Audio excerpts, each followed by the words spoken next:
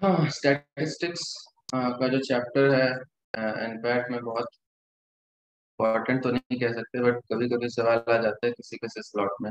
ठीक है, तो इसमें डायरेक्ट फॉर्मूले हैं, उसको देखेंगे हम। ठीक है, एंड थोड़ा सा समझने की कोशिश करेंगे चैप्टर को, फिर कुछ क्वेश्चंस करेंगे।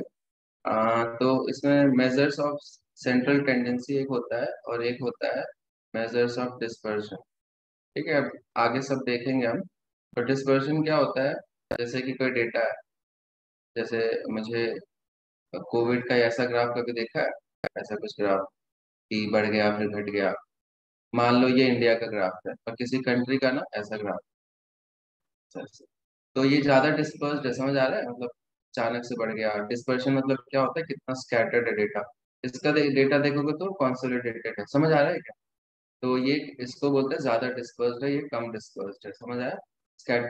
बाकी सेंट्रल टेंडेंसी क्या होता है कि हम अगर किसी भी चीज के बारे में बात करते हैं ना, तो एवरेज वगैरह बात करते हैं कि अगर मेरी गाड़ी का डेली का मैं डेटा दे नहीं सकता, मैं बताता हूँ ऑन एवरेज इतना चलती है गाड़ी। ठीक है, तो सेंट्रल टेंडेंसी मतलब एक तरीके से मीन टाइप से है। ठीक है, देखते हैं आगे इसमें क्वेश्चन कैसे पूछते हैं।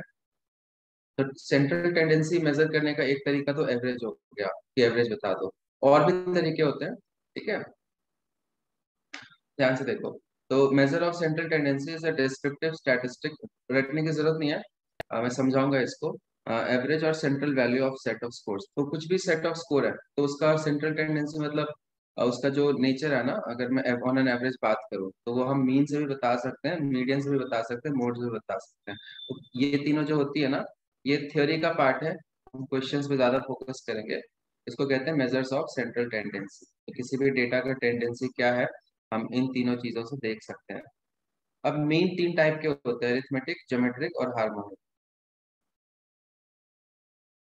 ठीक है, तीन टाइप के मीन होते हैं, अरिथमेटिक, ज्योमेट्रिक और हार्मोनिक मीन होते हैं। और मीडियन एक होता है और मोड होता है, जो कि टेंथ में पढ़ा हुआ है, फॉर्मूले इसके होते हैं, हम देखेंगे आगे। तो मीन क्या होता है, ध्यान से देखना। अ, ये बहुत ही कॉम्प्लेक्स सा मैंने ले रखा है, बट समझने के लिए बहुत आसान चीज है।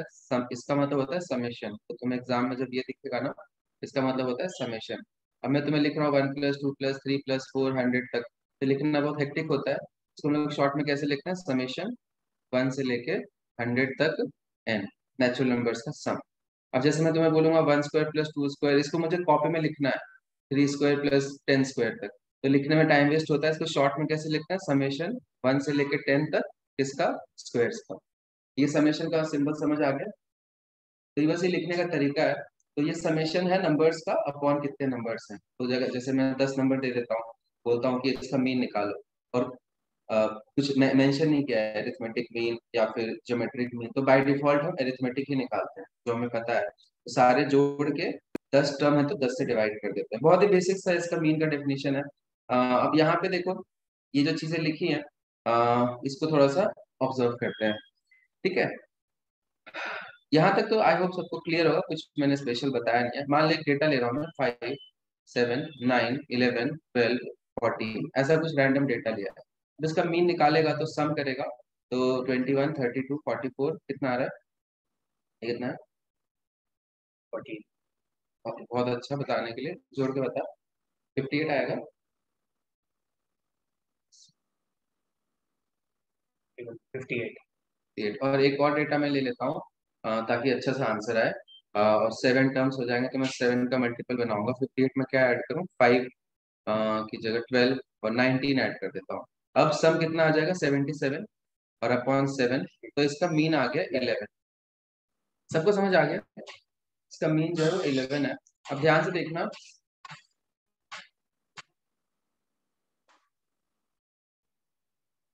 अब इसका एवरेज तो बहुत आसान है, जिसको मीन कहते हैं, अरिथमेटिक मीन कहते हैं। अब अगर मैं ये जो लाइन लिखा है ना, इसका मतलब है कि अगर आप 11 इसमें घटाओ 8 आएगा, इसमें 11 घटाओ -6 आएगा, -4 आएगा, -2 आएगा, 0 आएगा, 1 आएगा और 3 आएगा। अब इन सबको ऐड करोगे तो देखो 0 आ जाएगा।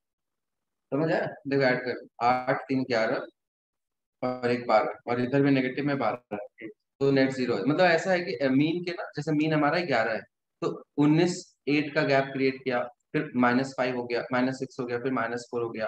तो ये सारा डेटा जो है ना, मीन के अलोंग देखेंगे तो नेट 0 हो जाता है। तो इसलिए इसको मीन कहते हैं एवरेज।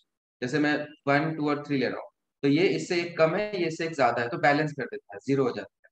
आई होप यहाँ से समझ आ गया होगा, ठीक है। बाकी कुछ रटने की जरूरत नहीं, मैंने ऐसे ले लिया है। अब मीन जो है ना वो इसको भी मिनिमम कर देता है। जैसे अगर मैं इसका स्क्वायर लूँ, ठीक है, तो अम, किसी भी नंबर और उसका डिफरेंस, मीन का डिफरेंस, जैसे 19 माइनस 11 8 हो जाएगा, -6 हो जाएगा, तो इनके स्क्वायर का सम करेगा ना, तो मिनिमम कब आएगा, जब हम इसको लेते हैं मीन को। ठीक है, बस ये प्रॉपर्टी है, ये इसको ध्यान रखना है, इसको डायरेक्ट क्वेश्चन ऐसा आएगा नहीं। या आ सकता है कि एक नंबर हम ले रहे हैं एक्स, और इनका डिफरेंस के साथ स्क्वायर का सम मिनिमम है, तो तुम डायरेक्टली अगर पता हो तो मीन ले लेना, आंसर हो जाएगा। समझ आएगा?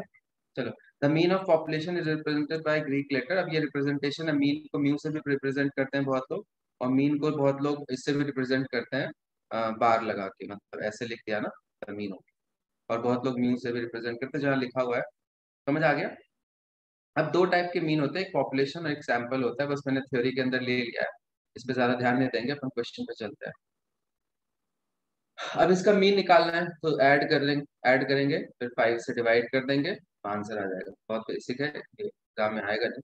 अब ध्यान से देखो, अरिथमेटिक मीन का फॉर्मूला ये है।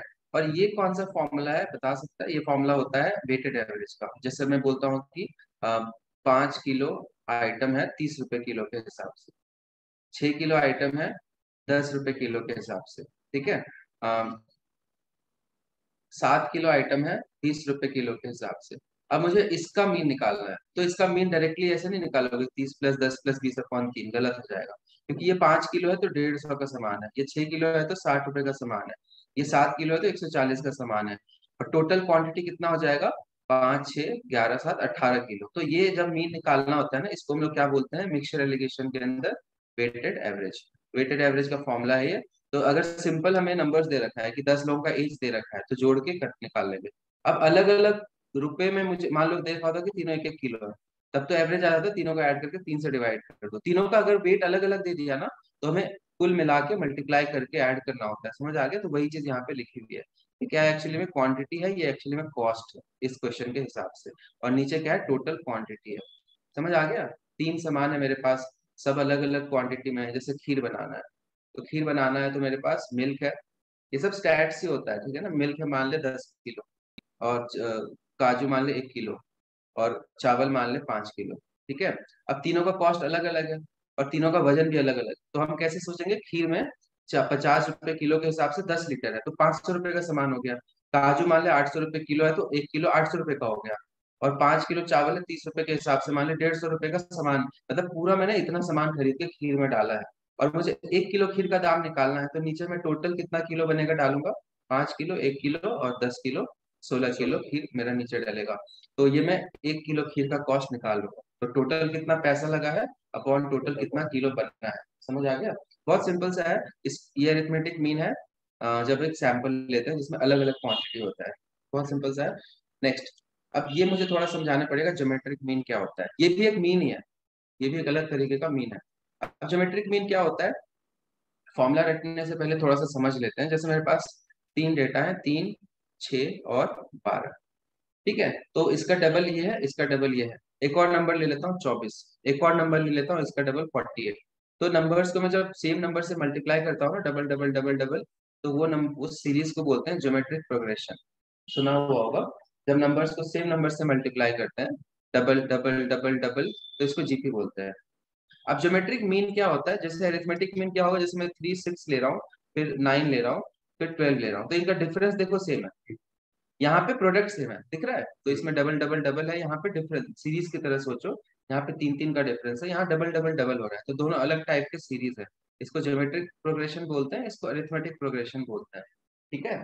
तो इसका मीन क्या होता है? बीच वाला नंबर। जैसे इन दोनों का मीन है बीच का नंबर, इन दोनों का मीन है बीच का नंबर, देख लो 12 6 18 का आधा। अगर मैं एक और नंबर लिख दूं, तो 15 9 24 का आधा 12। तो मीन क्या होता है हमेशा? 3 नंबर्स का मीन क्या होता है? बीच वाला नंबर। ये समझ आ रहा है? तो इसका फॉर्मूला क्या होता है? अरिथमेटिक मीन का फॉर्मूला होता है a + c/2, आजू बाजू के नंबर का आधा। समझ आ गया? ये क्लियर है? कोई डाउट है? वैसे ज्योमेट्रिक मीन क्या होता है? आजू बाजू नंबर का स्क्वायर रूट लेते हैं। जैसे जैसे मैंने 3 नंबर लिया है, तो बी स्क्वायर जो होता है ना, AC के बराबर होता है। मतलब अगर आप 3 और 12 को मल्टीप्लाई करो तो 36 आएगा, उसका अंडर रूट 6 है। अगर मैं 24 और 6 को मल्टीप्लाई करता हूँ तो 144 आता है, उसका अंडर रूट ज्योमेट्रिक मीन है। तो ज्योमेट्रिक मीन का फॉर्मूला क्या होता है? अगर हमने ले लिया है 5 टर्म, 5 6 7 8, अब ये जीपी में नहीं है, ये जीपी नहीं है, दिख रहा है। जीपी कब होता है? जब सेम सेम नंबर से मल्टीप्लाई होता है। तो ज्योमेट्रिक मीन जरूरी नहीं है कि सिर्फ जीपी का हो, किसी भी नंबर का ना हम ज्योमेट्रिक मीन निकाल सकते हैं। फॉर्मूला क्या होता है? जितने नंबर से मल्टीप्लाई करो और रूट कितना करो, फोर्थ रूट। जैसे जितने नंबर्स हैं, जैसे कि मैं अगर 5 × 6 × 7 × 8 करता हूँ, तो अब इसका स्क्वायर रूट नहीं लूंगा, इसका फोर्थ रूट। फोर्थ रूट समझते हो? जैसे 16 का फोर्थ रूट होता है 2, है ना? 2 का पावर 4 16 होता है ना, इसीलिए उसका फोर्थ रूट निकालेंगे। अगर मैंने 5 टर्म ले लिए तो फिफ्थ रूट निकालेंगे। तो फॉर्मूला समझ आ गया? जितने टर्म्स है मल्टीप्लाई कर दो और उस वही रूट आएगा वहां पे। जैसे 3 टर्म है तो मान लो 3 6 और 7, ये जीपी नहीं है लेकिन जीएम निकाल सकते हैं। इसको प्रोडक्ट लो, अब 3 नंबर है तो मैं इसका क्यूब रूट लूंगा। समझ आ गया? तो ज्योमेट्रिक मीन का फॉर्मूला क्लियर है, जितने नंबर से मल्टीप्लाई करो एंड जितना नंबर है वही उसका रूट आएगा। समझ आ गया? क्लियर है? सर हाँ बोलो। अपन ये तो जैसे आपने 16 की पावर 4 ये तो निकाला ना, ये तो सिंपल था। अब जैसे मुझे उसका क्यूब रूट निकालना है, 3 × 6 एग्जाम में = 7 क्वेश्चन था। जब देंगे तो एग्जाम में जब क्वेश्चन देंगे, ऐसी वैल्यू सोच के देंगे कि बच्चे को अप्रोक्सीमेशन आता हो, एंड ऐसा नहीं उटपटांग वैल्यू नहीं देंगे जो क्या। नहीं, हाँ मैं बोलो। फिर भी पूछ रहा हूँ कि निकालते कैसे हैं? अगर क्यूब रूट ऐसे बोल दें तो कैसे ठीक है निकालूं चलो, उसको? इसने बोला कि सर मान लो कि 3 × 5 × 7 का मुझे बोला है ज्योमेट्रिक में निकालो, मतलब 3 5 और 7 का ज्योमेट्रिक में निकालने बोला है। तो हम तीनों को मल्टीप्लाई करके क्यूब रूट लेंगे। अब पूछ रहा है ये कैसे निकालते हैं, तो इसमें हाँ हम अप्रोक्सीमेशन यूज करेंगे। ये नंबर 105 है, उसका क्यूब रूट निकालना है। समझ आया? ठीक है, हाँ अब ध्यान से देखो। तो सबसे पहली बात तो ये 4 के क्यूब और 5 के क्यूब के बीच का नंबर है, तो ये आंसर 4 पॉइंट समथिंग होगा। अब ऑप्शन में 4 पॉइंट में कायदे से एक ही ऑप्शन देना चाहिए। मान लो 2 ऑप्शन है, दो तो हटे, हमें ये तो पता है ना 4 पॉइंट समथिंग होगा। अब मुझे हाँ बताओ, 4 का क्यूब होता है 64, माइक ऑन मत करो। 5 का क्यूब होता है 125, तो ये किसके ज्यादा करीब है? 105, बड़े वाले या छोटे वाले के? बड़े। बड़े वाले। तो 4.5 से बड़ा आंसर होगा। दो चीजें समझ आ गई? समझ आ गया? 4 का क्यूब 64 होता है, 5 का क्यूब 125 होता है, 105 इसके करीब है, तो 4.5 से बड़ा आंसर होगा। अब मान लो 4.3 है, 4.6 है, तो इसको चूज कर लूंगा। अब मान लो ऑप्शन और भी घटिया दे दी है, ये दोनों ऑप्शन है, तो मैं अब क्या करूंगा? दो ऑप्शन है ना, मैं कैलकुलेटर यूज करके मल्टीप्लाई कर लूंगा 3 बार, जो मैच कर जाए वो आंसर है। तीनों चीजें मैंने सिखा दी। समझ आ गया? चैट में लिखना। समझ आ गया ना? जैसे रैंडम एक और नंबर मैं सिखा देता हूँ, सिंस सवाल पूछा है। मान लेके ज्योमेट्रिक मीन पूछा है 199 का। 3 नंबर्स हैं जिनका प्रोडक्ट मान ले इतना है। अब ये मुझे पता है कि 5 का क्यूब और 6 के क्यूब के बीच का है। ये 216 होता है, ये 125 होता है, तो ये समथिंग 5 पॉइंट है, और ये इसके करीब है, तो 5.5 से बड़ा है। इतने में आंसर दिख जाता है जनरली। ठीक है, नेक्स्ट क्वेश्चन देखते हैं। नेक्स्ट है हार्मोनिक मीन। अब हार्मोनिक प्रोग्रेशन क्या होता है ये भी नहीं पता होगा। जैसे 1 2 3 जो है ना, 1 2 3 4 5, ये एपी है, डिफरेंस एपी। तो इनका रेसिप्रोकल जो होता है ना, इनका रेसिप्रोकल, उसको एचपी बोलते हैं। ठीक है, मतलब एचपी क्या होता है? जिसका रेसिप्रोकल एपी हो। ठीक है, जैसे मैं एपी लेता हूँ 2 6 10, डिफरेंस में देख, 2 4 6 4 14, 6 6 4 10 4 14, तो एचपी क्या होगा? 1/2 1/6 1/10 और 1/14। तो एचपी को एग्जाम में चेक कैसे करते हैं? देखते डिनोमिनेटर एपी में आ क्या, तो एचपी हो जाता है। तो एपी का जस्ट रेसिप्रोकल होता है एचपी। कोई दिक्कत? अब हार्मोनिक मीन कैसे निकालते हैं ये याद कर ले फॉर्मूला। सबको ऐड करते हैं और एन अपॉन दिस। जैसे मैं तुझसे पूछता हूँ 1 1/2 1/3 का एचपी क्या होगा, तो हम लोग क्या करेंगे? 3 टर्म है, अपॉन 1 + 1/2 + 1/3। ये हार्मोनिक प्रोग्रेशन होता है, जो हार्मोनिक मीन होता है, सॉरी एचएम। समझ आ गया? ठीक है, ये सब फॉर्मूले हैं, पूरा फॉर्मूला बेस्ड चैप्टर है।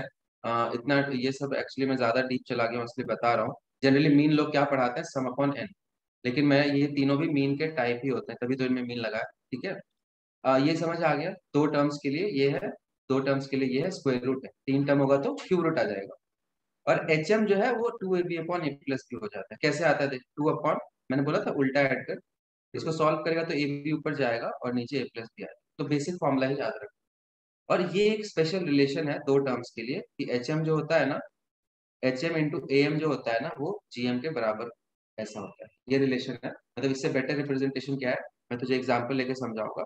GM क्या होता है? Under root of AM into HM। ये बहुत इंपॉर्टेंट रिलेशन है। ये नॉर्मल क्वेश्चन के लिए भी इंपॉर्टेंट है, स्टैट्स के अलावा APGP के सवाल में भी इंपॉर्टेंट है। जैसे कोई दो नंबर ले लेता हूँ, 2 और 6, या चल 2 और 6 ही ले लेता हूँ, रैंडम नंबर लिया है। इसका GM कितना होगा? Root of 12। इसका इसका AM कितना होगा? 2 + 6/2 मतलब 4। और हमें HM कितना होगा? HM कैसे निकालते हैं? 2 टर्म्स है अपॉन उसके रेसिप्रोकल का सम। तो ये करके देख लो। यहाँ पे आएगा 3 + 1, 4/6। ये हो जाएगा 12/4। कितना आ गया? 3 आ गया। अब देखने ने क्या बोल रहा था? GM कितना होता है? AM into HM। मैच कर गया। तो ये रिलेशन देख, रूट 12 था ना, समझ आ गया। तो ये बहुत इंपॉर्टेंट है, AM GM और HM। तो इन दोनों का प्रोडक्ट इसका स्क्वायर होता है। एक तरीके से देखा जाए तो ये तीनों भी एक GPU होती है। समझ आया? ये समझ आया क्या? इसका और इसका प्रोडक्ट जो है ना, इसका स्क्वायर होता है। ये याद रखना। क्लियर है? सारांश चैट में लिखते। ये चीज सुनी हुई थी क्या? और नहीं सुनी है तो बहुत इंपॉर्टेंट है, याद रखना। ठीक है? पूरा फॉर्मूला बेस्ड चैप्टर सब याद रखना है, इसमें ऐसे ज्यादा एक्सप्लेन करने को नहीं है। मैं एग्जांपल्स लेके ही समझा रहा हूँ ताकि रिलेट कर पाओ। मीन के बाद होता है मीडियन। ये भी एक सेंटर वैल्यू होती है। मीडियन मीडियन क्या होता है?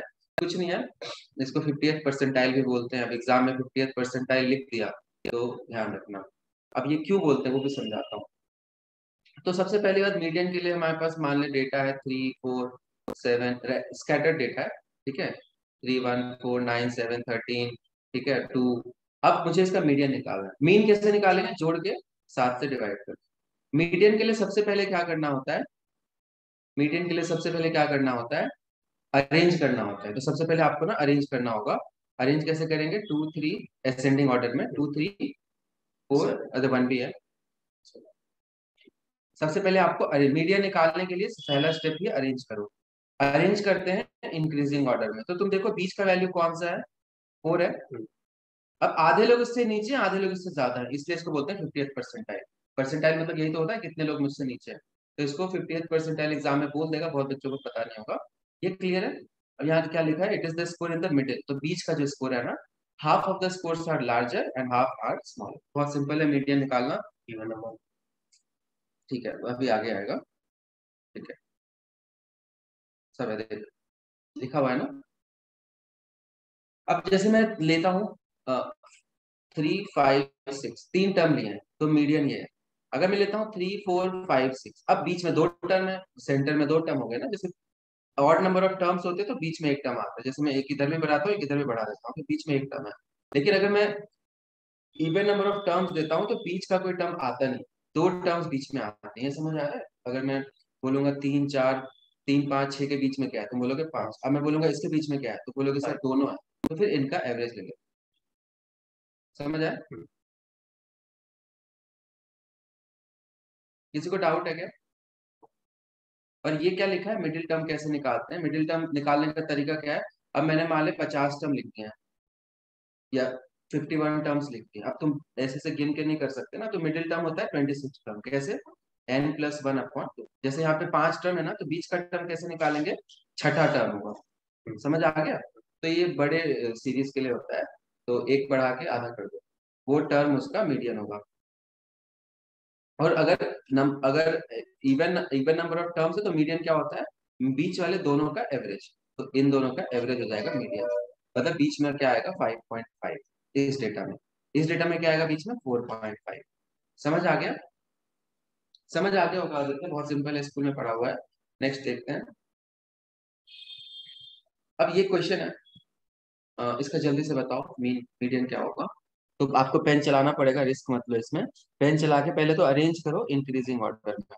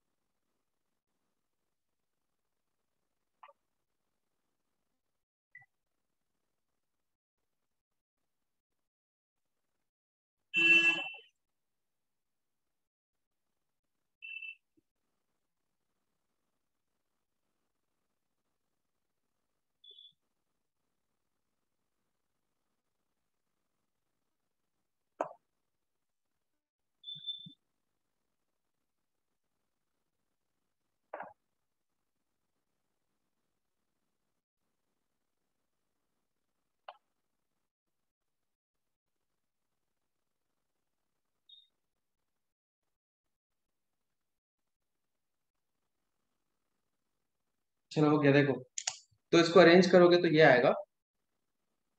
अब इसने डिक्रीजिंग में कर दिया है, कोई फर्क पड़ता है इससे?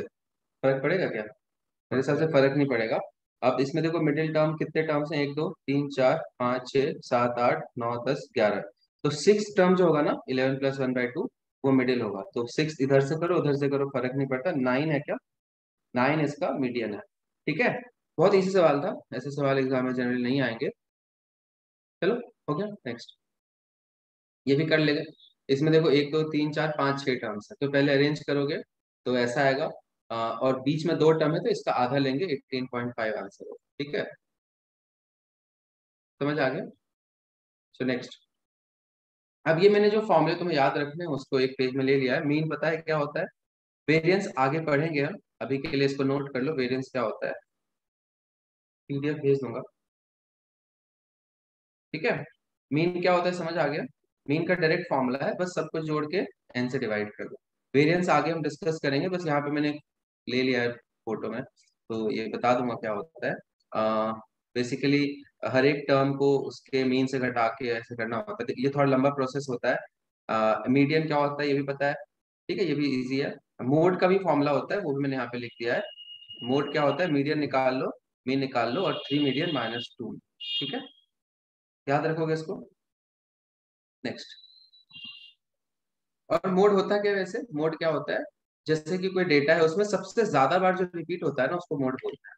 सबसे ज्यादा बार समझ, जैसे मान लो 10 सब्जेक्ट के नंबर है और तो 3 सब्जेक्ट में 65 मार्क्स हैं, तो वो मोड हो जाएगा। और किसी में 3 बार से ज्यादा रिपीट नहीं होना चाहिए। तो ये बस जो ज्यादा बार रिपीट होता है ना फ्रीक्वेंसी, उसको हम लोग बोलते हैं मोड। समझ आ गया?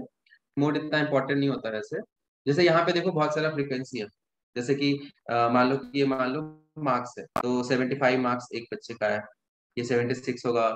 यहाँ पे मान ले कि कुछ ये वाला मार्क्स इतने सारे लोगों का है, तो ये इसका मोड है, सबसे ज्यादा जो लोगों को आया है ना वो मोड। सिंपल है, फ्रीक्वेंसी है मतलब कितनी बार आया, तो 5 लोगों के आए हैं मार्क्स जो भी होगा ये, अब मैं गिनूंगा नहीं इसको कितना है। तो ये जो डंडा है ना ये सबसे ज्यादा लोगों का आया है, तो जो ज्यादा बार रिपीट होता है ना उसी को मोड बोलते हैं, और उसको निकालने का फॉर्मूला ही होगा। ठीक है, क्लियर है? अब ये डेटा क्या है तुम गिन लेना, 75 यहाँ से है तो मैनुअली गिन के देख लेना। जो भी है एग्जाम में से ग्राफ वगैरह आएगा नहीं, मैं तो समझाने के लिए ग्राफ किया था। बाय मॉडल डिस्ट्रीब्यूशन क्या होते हैं, बस डेफिनेशन है, ज्यादा लोड मत लेना। जैसे दो दो चीजें साथ में रिपीट हो रही, मान लें कि 1 2 3 4, 2 3 4 6 7 8 2 3 4, ठीक है, 6 3 9 2। अब ऐसे कुछ डेटा है, इसमें तो देखेगा तो 3 कितनी बार आ रहा है, 4 बार। 2 कितनी बार आ रहा है, 4 बार। और भी कुछ 4 से कम ही है, तो सबसे ज्यादा बार दो चीजें रिपीट हो रही है। तो 2 बार मतलब दो रीडिंग्स ऐसी हैं जो 5 बार आ रही हैं, तो इसको बाय मॉडल बोलते हैं। तो दो मोड्स हैं इसके, तो एक डिस्ट्रीब्यूशन के ना दो मोड्स भी हो सकते हैं, मतलब दो वैल्यूज मैक्सिमम बार रिपीटेड है। समझ आ गया? नेक्स्ट, वैसे मल्टी मॉडल भी होता होगा कि भाई और बहुत ज्यादा रिपीटेशन है, तो ये सब एग्जाम के लिए इंपॉर्टेंट नहीं है, मैंने बस ले लिया। अभी इससे पहले जो सेंट्रल टेंडेंसी मेजर्स पढ़े थे ना, सेंट्रल टेंडेंसी क्या होता है, किसी भी ग्राफ का हम एवरेज देखते हैं तो उसको सेंट्रल टेंडेंसी बोलते हैं। उसको मैंने यहाँ पे समराइज कर रखा है। तो बैलेंस पॉइंट मतलब इसके आजू बाजू करोगे तो जीरो आ जाएगा, कितना ऊपर है कितना नीचे है ना। तो मैंने भी लिखा था ना कि मीडियन, जैसे कि हर एक टर्म में मीन घटा दो तो नेट सम जीरो आ जाता है। तो बैलेंस पॉइंट की तरह मीन को ले सकते हैं। मीडियन को कैसे याद कर सकते हो, मिडिल वैल्यू जब ऑर्डर कर दो तब। और मोड क्या होता है, मोस्ट फ्रीक्वेंट वैल्यू। समझ आ गया? मैंने अब स्टार्ट करते हैं डिस्पर्शन। तो डिस्पर्शन क्या होता है, जैसे मान ले मैंने यहाँ से देखते रहना, मैंने ना ऐसे करके बनाया। अब इसका मीन जो होगा कुछ छोटा सा होगा बीच का नंबर, और इसका डिस्पर्शन बहुत कम है। जैसे मैं केसेस की बात करूँ तो किसी कंट्री में केस ज्यादा ऊपर नीचे नहीं गया है। अब किसी कंट्री में केस ऐसे ऐसे है और फिर ऐसे चला गया, ठीक है, एक में नीचे चला गया। तो इसका देखोगे तो मीन, इसका भी मीन हो सकता है यहीं पे कुछ आ जाए, क्योंकि जितना ऊपर गया उतना नीचे जाकर कैंसिल हो जाए, लेकिन इसका डिस्पर्शन बहुत ज्यादा है। समझ आ रहा है? मतलब बहुत ज्यादा वेरी कर रहा है। ठीक है, जैसे किसी के स्टडी आवर्स क्या है, ऐसे है, मतलब पूरे साल 4 4 घंटे पढ़ा है। कोई क्या है, अचानक से कभी पढ़ाई नहीं है, कभी अचानक से 10 घंटे पढ़ लिया। तो ऐसे लोगों का सिलेक्शन जनरली कम होता है। ये कंसिस्टेंट वाले लोग ज्यादा सिलेक्ट, भले डेली का 4 घंटे पढ़ो, ऐसे नहीं कि पूरे साल नहीं पढ़ा एक ही दिन तो हो जाएगा। इसका डिस्पर्स्ड है बहुत तैयार। ये समझ आ गया? डिस्पर्शन मतलब यहाँ पढ़ लो, measures of dispersion are non-negative real numbers that help us to gauge the spread of data about a central value. अब ये थोड़ा सा तुम्हें कॉम्प्लेक्स लग रहा होगा, वैसे सिंपल सी बात है। कोई सेंट्रल वैल्यू है, ये मान लो सेंट्रल वैल्यू, इसके अलॉन्ग कितना डिस्पर्स्ड है, ठीक है। Dispersion is a statistical term that can be used to describe the extent to which data is scattered. तो कितने एक्सटेंट तक डेटा स्कैटर्ड है, इतना, और इसका देखोगे तो इतना सा। तो स्कैटरिंग कम है, ज्यादा कंसिस्टेंट डेटा है, समझ आ गया। अब इसको भी निकालने के अलग अलग तरीके होते हैं। जो सबसे ज्यादा क्वेश्चन आते हैं, वेरिएंस, स्टैंडर्ड डेविएशन सुना होगा। इसके अलावा रेंज भी होता है। रेंज जैसे कि सबसे हाईएस्ट और सबसे लोएस्ट का क्या है, रेंज होता है। हाँ ठीक है। स्टैंडर्ड डेविएशन कुछ होता है, निकालने का तरीका है। वेरिएंस का अंडर रूट ही होता है स्टैंडर्ड डेविएशन। तो ये निकालना एक ही बात हो गई। और एक क्वार्टाइल डेविएशन होता है। ये सब चीजें पढ़ेंगे, इंपॉर्टेंट ये तीनों है, ठीक है। बढ़े आगे, देखो ध्यान से। रेंज क्या होता है मैंने बता दिया, तो लार्जेस्ट वैल्यू है माइनस। जैसे यहाँ पे हम देखोगे, ये सिंपलेस्ट मेजर ऑफ डिस्पर्शन है, सीधे घटाना है। तो लार्जेस्ट 13 है और स्मॉलेस्ट 1 है। इसका रेंज 12 है, मतलब 12 तक ये लाइक है, ठीक है। बहुत सिंपल है। नेक्स्ट, हाँ ये इंपॉर्टेंट है, वेरिएंस और डेविएशन। इसके लिए मैं डेटा ले लेता हूँ, ध्यान से देखना। अभी थोड़ा समझाना, स्कूल में पढ़ा हुआ है वैसे, है ना, तुमने पढ़ा है, 10th में है ना ये? ठीक है, ये डरावना लगे। चलिए काम करते हैं, डेटा ले लेते हैं। 2 4 6 8 10 12, ये मैंने प्यारा सा डेटा लिया है, बस इसको समझाने के लिए कि टफ कुछ भी नहीं है। तो इससे पहले ना मीन डेविएशन देख लेते हैं। तो मीन डेविएशन ये सब मत पढ़ो, मैं बता देता हूँ। अब मुझे इसका मीन डेविएशन निकालना है। तो मीन डेविएशन क्या होता है, average deviation from mean value. तो इसका मीन कितना होगा, इन सब का मीन कितना है, जल्दी निकालो। इसका मीन कितना है, कैसे निकालते हैं मीन?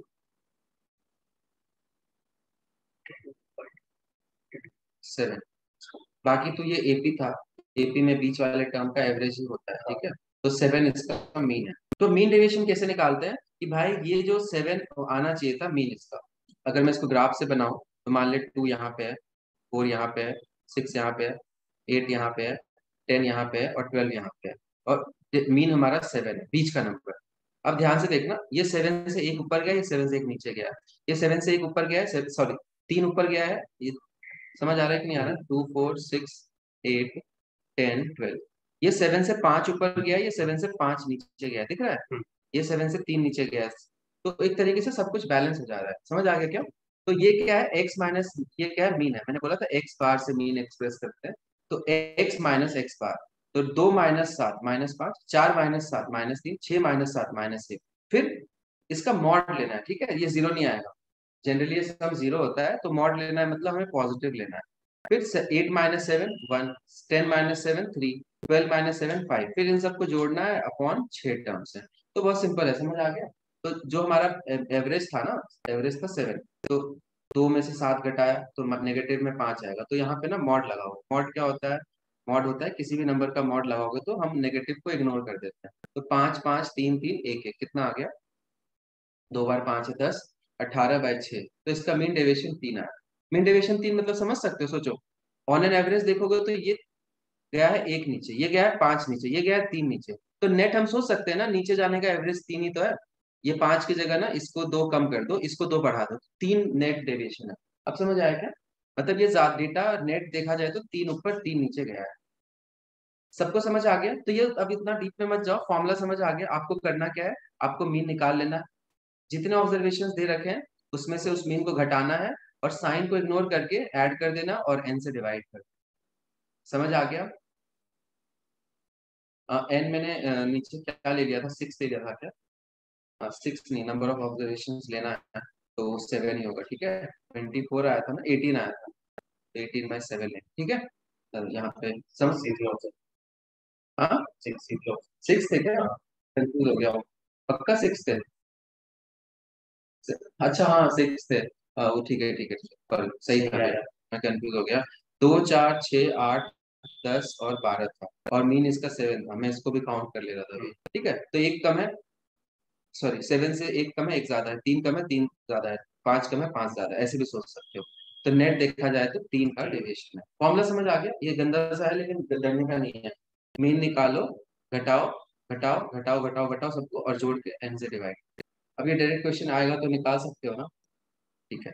और डेविएशन जो है ना, मीन डेविएशन, मैंने बोला था ना अलग अलग टाइप का एवरेज होता है, तो मीन भी एक डेविएशन है, ये एक एवरेज है, मीडियन भी एक टाइप का एवरेज होता है, मोड भी एक टाइप का ऑब्जर्वेशन होता है, समझ आया? तो अगर मैं मीडियन के लॉन्ग निकालूंगा तो उसी फॉर्मूले में ना मीडियन आ जाए और कुछ नहीं। जैसे इसी क्वेश्चन का आंसर मीडियन कितना है इसका, 7 ही है वैसे तो, क्योंकि ऑलरेडी अरेंज्ड है, तो इसका वो भी सेम ही आएगा। जरूरी नहीं हर केस में सेम हो, इस केस में सेम आएगा। तो जब मीडियन, अगर एग्जाम में कुछ भी नहीं लिखा है तो हम ये लेंगे, अलग से मेंशन है कि calculate mean deviation about median, तो क्या करेंगे, मीडियन निकालेंगे, फिर हर एक टर्म का डिफरेंस निकाल के एन से डिवाइड। तरीका समझ आ गया अब तक? क्वेश्चन इसमें आएगा अभी। चलो, इधर ऑनलाइन में समझ आ गया?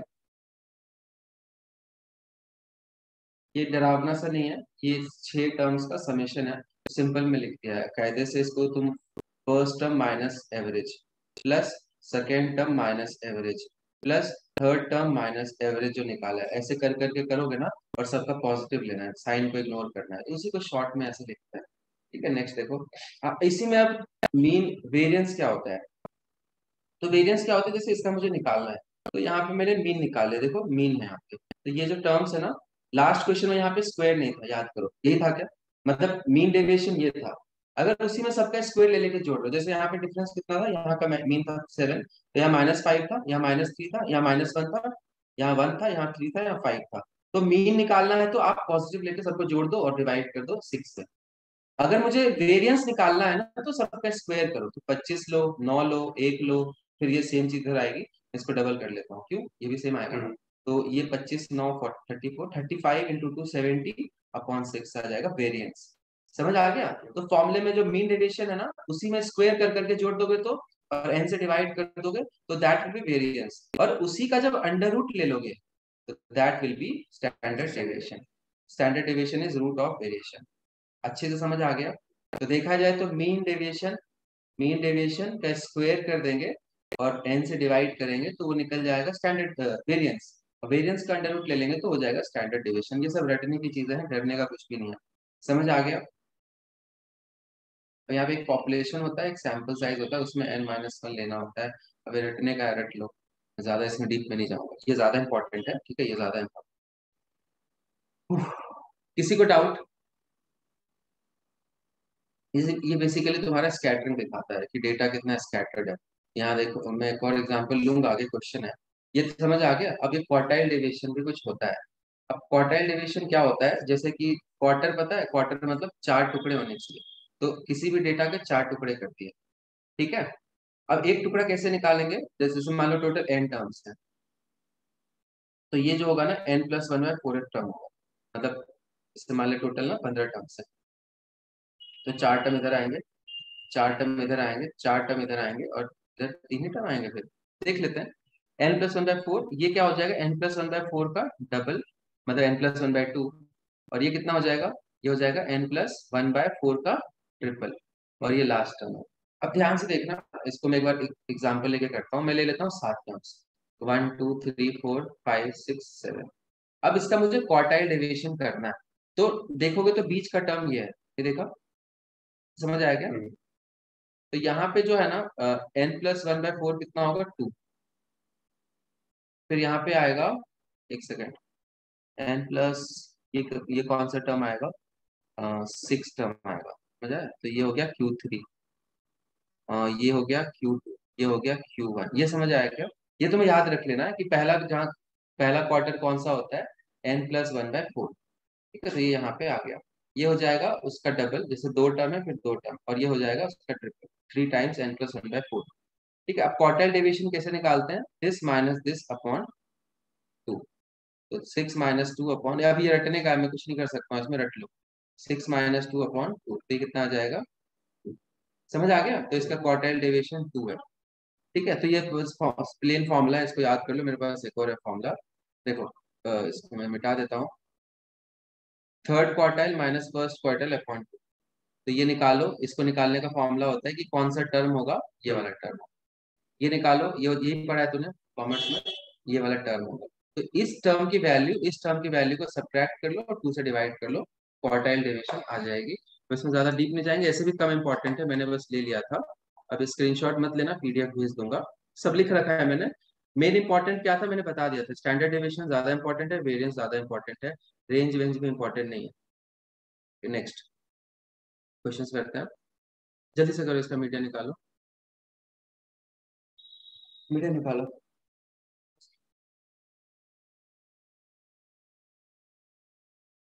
मीडियन के लिए ना रिस्क मत लिया कर, लिख लिया कर, ये अरेंज है क्या ऑलरेडी, तो फिर मीडियन निकाल।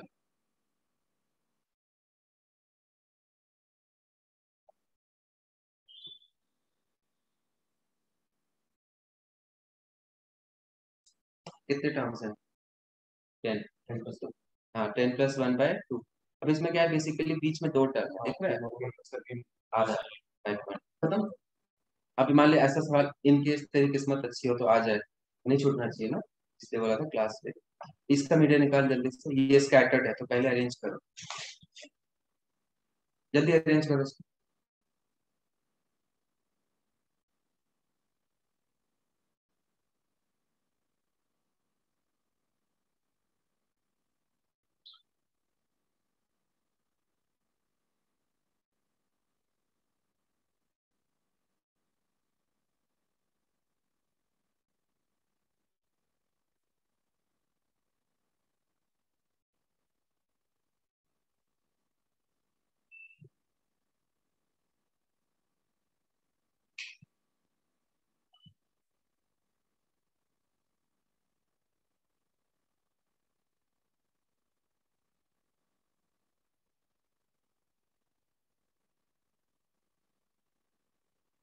फिर छूटता तो नहीं मेरा, 1 2 3 4 5 6 7 8 9, 1 2 3 4 5 6 7 8 9, मीडियन निकालना है तो 9 है तो पांचवा टर्म मीन होगा, मीडियन होगा।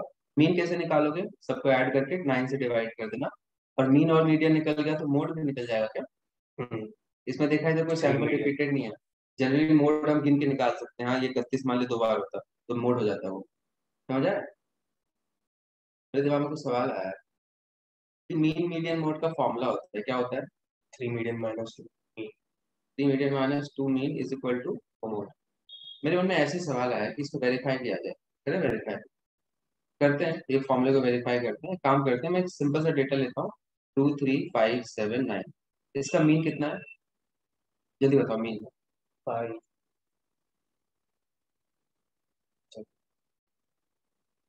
कितना आ रहा है सम इसका, 26। एक काम करते हैं, 26 आ रहा है ना, मैं एक और 9 ले लेता हूँ, एक सेकंड रुक जाओ। मुझे एक्चुअली एक ऐसा डेटा लेना है जिसमें मोड काउंटिंग से निकल जाए, समझ आ रहा है, जैसे बता रहा हूँ मुझे। इसका सम कितना हो गया, 35, 35 एक 7, 7 नहीं, 35 एक मैं ले लेता हूँ, 40, चलो इसका मीन कितना होगा, 49 सम हो गया, तो मीन तो इसका हो गया 7।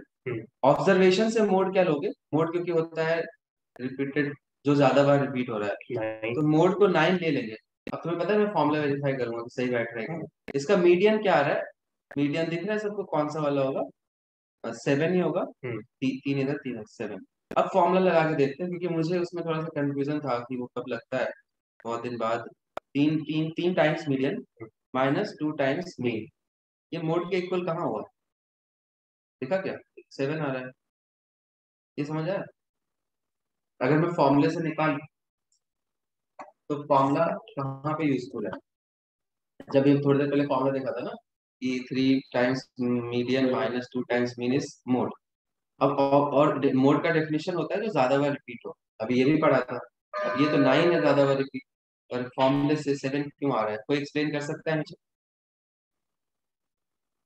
ये मेरे मन में डाउट था, और अभी मेरे मन में ये डाउट वापस आ गया है,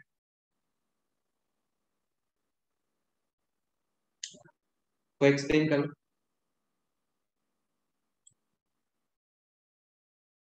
ठीक है, तो मेरे हिसाब से सिंपल सैंपल है ना, तो ये शायद ग्रुप डेटा में लगता है मुझे, हल्का सा कंफ्यूजन है यहाँ पे, अगर पता चलेगा आई विल कमेंट, ठीक है। अभी इतना इंपॉर्टेंट नहीं है, अब ये एग्जाम में अगर पूछेगा, अब मान ली एग्जाम में ना दोनों ऑप्शन है, 7 और 9 दोनों, तो क्या करेगा। मैं तो इसी के साथ जाऊंगा कि जो ज्यादा बार रिपीट होता है उसी को मोड कहते हैं। फॉर्मूला शायद ग्रुप डेटा में या कहीं पे लगेगा, हाँ, देखते हैं अभी तो, आगे बढ़ते हैं। ये वाला करो।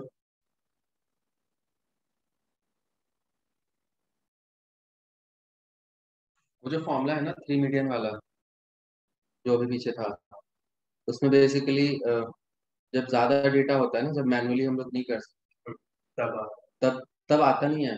तब ये जब फॉर्मूला बना था तो एक ऑब्जर्व जनरली फॉर्मूले बनते कैसे ऑब्जर्वेशन से।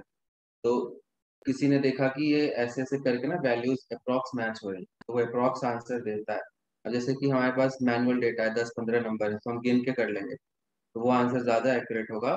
जो हम फॉर्मूला यूज करेंगे ना, मान लीजिए 100 डेटा है, और फिर उसका मीन मीडियन मोड मोड निकालने के लिए एक एक करके गिनना होगा।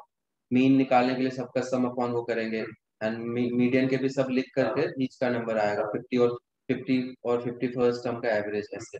तो मीन मीडियन मोड जो है ना अप्रॉक्स वैल्यू देता है। ये फॉर्मूला जो है ना, तो पीछे था स्क्रीन पे, वो एक्यूरेट आंसर नहीं देता। तो ऑब्जर्वेशन से देखा गया था कि हर बार ऐसा ऐसा मैच हो रहा है कि मोड जो है वो 3 मीडियन -2 मीन आ रहा है, लेकिन वो अप्रॉक्स डेटा देता है, ऐसा कुछ है। इससे मुझे इस फॉर्मूले में फ्लॉ लगता है। 12th में लगा था मुझे, आईटी में था नहीं सिलेबस में। 10th में पढ़ा था ये फॉर्मूला। ठीक है, तो ये एक तरीके से ऑब्जर्वेशन वाला फॉर्मूला है, तो हमेशा वैलिड नहीं होगा। ठीक है, नेक्स्ट। अब जैसे यहाँ पे है तो मोड पूछा है, तो सबसे ज्यादा बार 9 रिपीट हो रहा है क्या? 4 बार, तो 9 आंसर हो जाएगा। अब इसमें भी अगर मैं फॉर्मूले से निकालता हूँ, जो मीन निकाल के मोड निकाल के, तो मे बी 9 के आसपास आंसर आएगा। तो उस हिसाब वो एवरेज आंसर मतलब अप्रॉक्स आंसर होता है। ठीक है, चलो नेक्स्ट देखते हैं। बहुत सिंपल क्वेश्चन है इसमें, ये तो कर लेगा। ये क्वेश्चन करो। Mean of this is 9, find the value of x.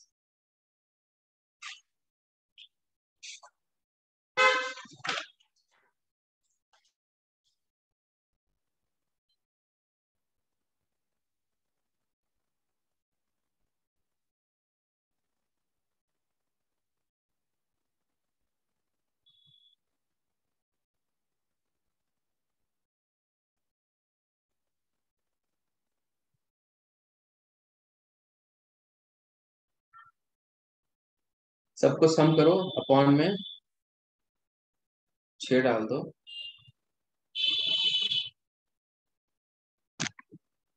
9 he answer equal to 9 upon में 6 गुणा है। क्यों मीन इनको प्लस कर लिया अपॉन में अपॉन में 6 इज इक्वल टू 9 लिखोगे ना? नहीं। ठीक है, रिकॉर्डिंग हो रही है, तो बोला था पहले भी। कर ले कर ले।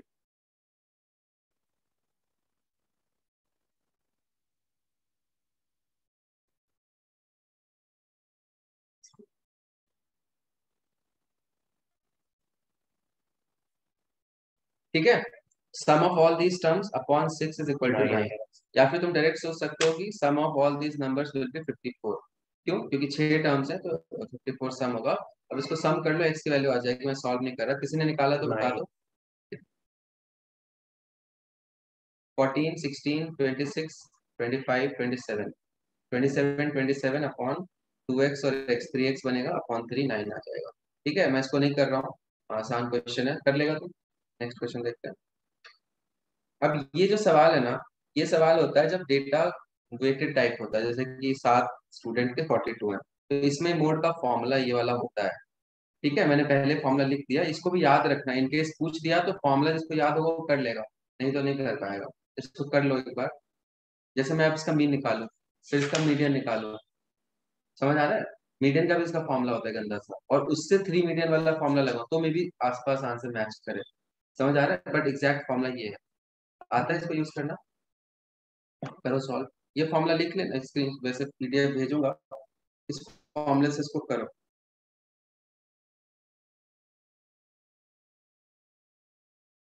टोटल 40 स्टूडेंट्स हैं।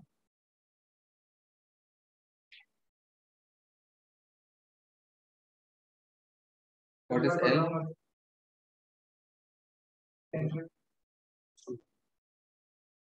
एल होता है लोअर लिमिट।